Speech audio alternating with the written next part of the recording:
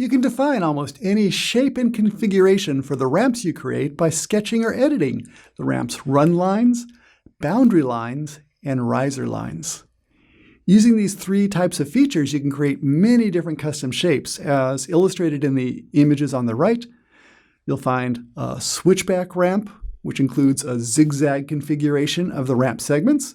You'll see a long linear ramp, which stretches things out across two main long runs, as well as a curved ramp configuration, illustrating a curved ramp with some intermediate landings. These can all be created by varying the run lines, the boundary lines, and the riser lines as we sketch the ramp. Let's start by looking at how you can combine straight run segments.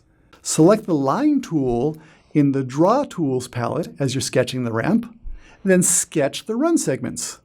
Now, as you sketch the individual run segments, remember you're going to be limited by the maximum run length.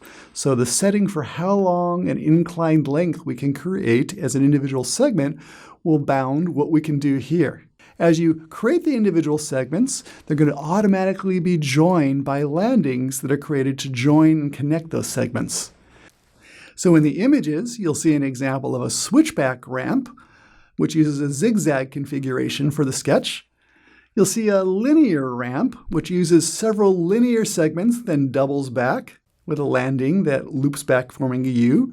You'll find an L-shaped ramp, which has an L-shaped landing connecting two straight segments, as well as a U-shaped ramp, which has three straight segments and two L-shaped landings.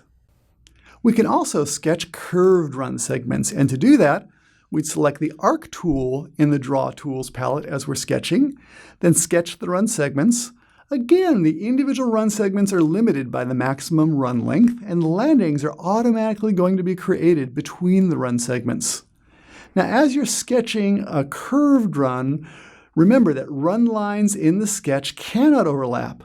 So if you're creating a spiral ramp that will rotate greater than 360 degrees, you'll have to create that ramp in several parts, as opposed to sketching it as a single ramp. In addition to sketching the run lines to create the shape you'd like, you can also customize the boundary lines.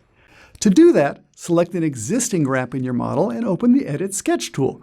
You'll find it under the Modify Ramps tab in the Tools section, then you'll find the Edit Sketch tool. You can sketch a new boundary line with a different shape as opposed to going straight and parallel with a run line, or you can edit an existing one. In this case, I've edited an existing boundary line, pulling it to the right to create a tapering ramp that gets narrower as we move up the ramp. When you're done editing the boundary lines, click the Finish checkmark, and the new custom shape for the ramp will be created in your model.